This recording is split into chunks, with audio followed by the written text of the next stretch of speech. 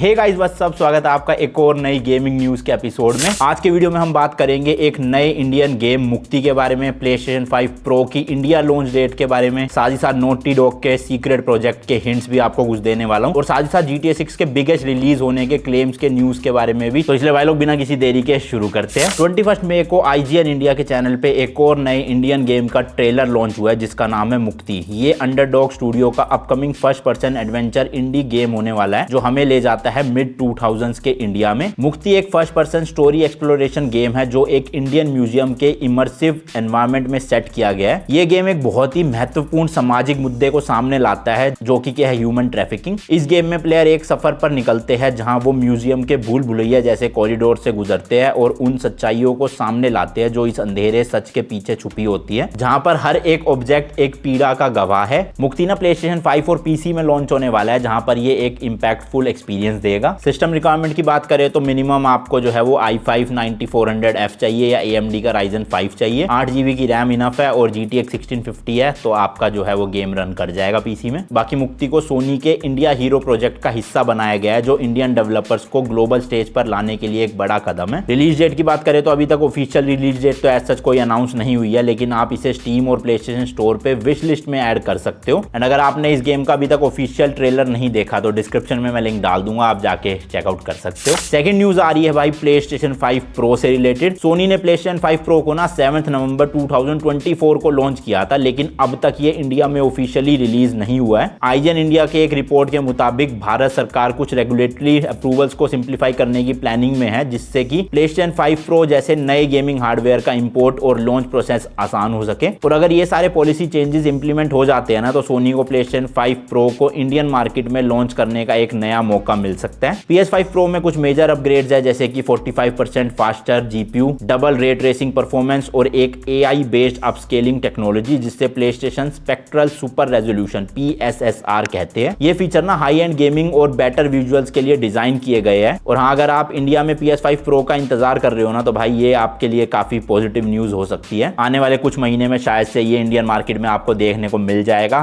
तो जितने भी लोग इंपोर्ट करके या दुबई का सेट लेने का सोच रहे हैं वो थोड़ा सा वेट और कर लो, शायद आपको एक इंडियन वेरिएंट ही मिल जाए प्लेस्टेशन 5 प्रो का। नेक्स्ट न्यूज निकल के आ रही है लास्ट ऑफ अस पार्ट 3 के बारे में। तो नॉटी डॉग के को प्रेसिडेंट नील ड्रकमैन ने कंफर्म किया है कि स्टूडियो फिलहाल 2 गेम्स पर काम कर रहा है और एक पॉडकास्ट इंटरव्यू में उन्होंने बताया था कि वो इस नए गेम के लिए ना प्रोड्यूसर और मेंटर के रोल में है, ना कि के डायरेक्टर के। अब इससे फैन के बीच में काफी सारे स्पेकुलेशंस जो है वो शुरू हो चुके हैं। The last of us online के कैंसिल होने के बाद नॉटी डॉग का फोकस अब सिंगल प्लेयर एक्सपीरियंसेस पर है। शायद इसी वजह से वो अपने रिसोर्सेज ध्यान से प्लान कर रहे हैं और साथ ही साथ नए नए प्रोजेक्ट्स को जो है वो धीरे धीरे अनवील करेंगे। अब सवाल ये उठता है कि क्या ये mystery project the last of us part 3 हो सकता है, बट देखा जाए तो नील ड्रकमैन ये मिस्ट्री गेम डायरेक्ट नहीं कर रहे हैं एंड उनके लिमिटेड इन्वॉल्वमेंट से लगता है कि शायद ये game last of us part 3 नहीं होगा। अब ये शायद एक नया अनचार्टेड हो या फिर एक बिल्कुल नई ओरिजिन IP, लेकिन जब तक ऑफिशियल अनाउंसमेंट नहीं आती तब तक तो सिर्फ भाई हम अजम्पशन ही लगा सकते हैं। क्यों, सही बात है। इसके अलावा आज से Xbox गेम पास सब्सक्राइबर्स को एक नई और एक्साइटिंग एडिशन मिल गई है रेट्रो क्लासिक्स के नाम से। ये एक कलेक्शन है जो 1980s और 1990s के क्लासिक एक्टिविजन गेम्स का रिवाइवल करता है, जिसमें commando, space quest 6, grand prix जैसे आइकॉनिक टाइटल शामिल है। अगर आप गेम पास सब्सक्राइबर है तो रेट्रो क्लासिक्स को अपने कंसोल या फिर PC पर इंस्टॉल करके इन टाइमलेस क्लासिक्स के मजे ले सकते हो। अब ये एक परफेक्ट अपॉर्चुनिटी है पुरानी यादें ताजा करने की और गेमिंग हिस्ट्री के गोल्डन एरा को एक्सपीरियंस करने की। ऑल्सो Xbox ने अपनी रेट्रो क्लासिक लाइब्रेरी को एक्सपेंड करने का भी प्लान कंफर्म किया है, जिसमें फ्यूचर में एक्टिविजन के और भी गेम्स ऐड होंगे जिससे कलेक्शन 100 से भी ज्यादा टाइटल्स तक बढ़ सकता है। अब मैं तो कुछ खास Xbox फैन हूं नहीं ऐसे, या फिर ऐसे माइक्रोसॉफ्ट की या फिर ऐसे ये सब्सक्रिप्शन नहीं खरीदता हूं। अगर आप लोग हो तो भैया जरूर उसका फायदा उठाना, अपन तो प्लेस्टेशन वाले ही है। नेक्स्ट न्यूज है भाई GTA 6 से रिलेटेड। टेक टू इंटरैक्टिव के लेटेस्ट इन्वेस्टर कॉल में एग्जीक्यूटिव्स ने कहा कि GTA 6 सिर्फ गेमिंग ही नहीं बल्कि पूरे एंटरटेनमेंट इंडस्ट्री का सबसे ज्यादा एंटीसिपेटेड रिलीज होने वाला है। ये स्टेटमेंट ना क्लियरली दिखाता है कि रॉकस्टार गेम की इस फ्लैगशिप फ्रेंचाइजी का अगला पार्ट दुनिया भर के फैंस के लिए कितना बड़ा मूवमेंट है। अब चाहे वो मूवीज हो, टीवी शोज हो या फिर कोई एंटरटेनमेंट कंटेंट हो, सबसे ज्यादा चर्चे तो भाई सिर्फ GTA 6 के ही है। आप इसके ट्रेलर के व्यूज देख के भी अंदाजा लगा सकते हो। टेक टू का मानना है कि रॉकस्टार इस बार सिर्फ एक गेम नहीं बल्कि एक नया इंडस्ट्री स्टैंडर्ड सेट करेगा। भाई मुझे तो लगता है GTA 6 का लॉन्च हर एंगल से एकदम सुपर डुपर हिट होने वाला है। मतलब सेल्स देख लो आप, चाहे लोग पागल हो जाएंगे गेम खेल के, स्टोरी लाइन भी तगड़ी होने वाली है, मल्टीप्लेयर, ग्राफिक्स, ओपन वर्ल्ड, सब कुछ एकदम क्रेजी लेवल पे होगा। बस अब 26 मई का इंतजार है। नेक्स्ट न्यूज निकल के आ रही है call of duty Warzone mobile shutdown से रिलेटेड। तो एक्टिविजन ने ना ऑफिशियली अनाउंस किया है कि call of duty Warzone mobile को डिसकंटिन्यू किया जा रहा है 18 मई 2025 से। अगर आपने गेम पहले से इंस्टॉल किया हुआ है तो गुड न्यूज ये है कि आप अभी भी इसको खेल पाओगे। जितना भी सारा एग्जिस्टिंग कंटेंट भी है वो भी एक्सेसिबल रहेगा। बस कंडीशन ये है कि आप डिलीट मत करना गेम को, क्योंकि डिलीट कर दी तो वापस इंस्टॉल नहीं कर पाओगे। तो जिनके पास पड़ी हुई है मजे करो भाई।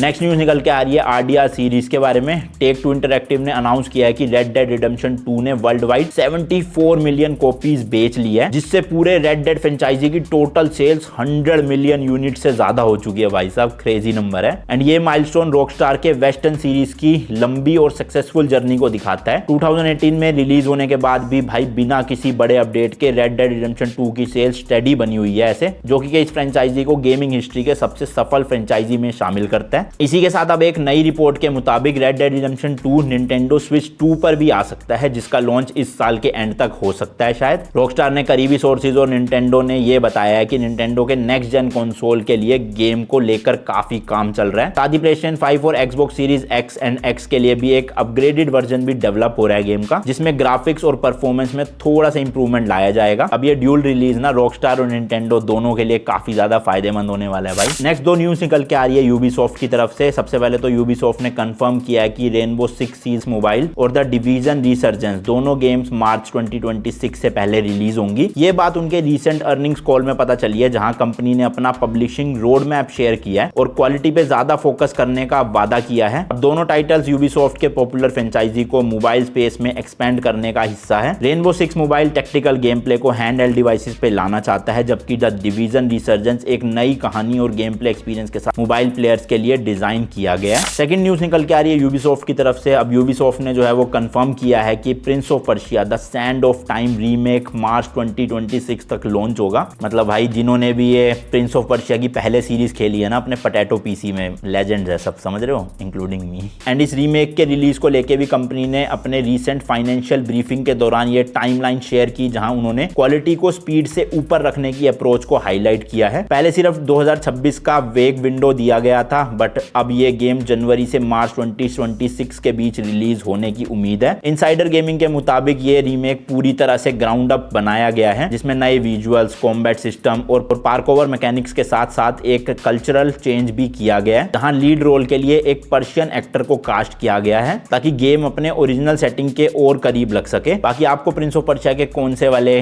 पार्ट में सबसे ज्यादा मजा आया था मुझे कमेंट्स में जरूर बताना। और आज के एपिसोड के लिए इतनी ही गेमिंग न्यूज थी। होपफुली प्लेस्टेशन 5 प्रो जल्दी लॉन्च हो जाए, उसी की ज्यादा उम्मीद है, क्योंकि मेरे को भी एक और सेट खरीदना अपने थिएटर के लिए। अगर तो नहीं होता रिलीज तो मुझे भी फिर इंपोर्टेड लेना ही पड़ेगा, समझ रहे हो। बाकी खत्म करते हैं वीडियो को। वीडियो पसंद आई तो लाइक शेयर कमेंट कर देना, चैनल पे नए हो तो सब्सक्राइब करके बेल आइकन दबा देना। मिलता हूं जी आपसे नेक्स्ट वीडियो में। Till then good bye and as always तीखे रास्तों पे नहीं पड़ना फीका। बाय।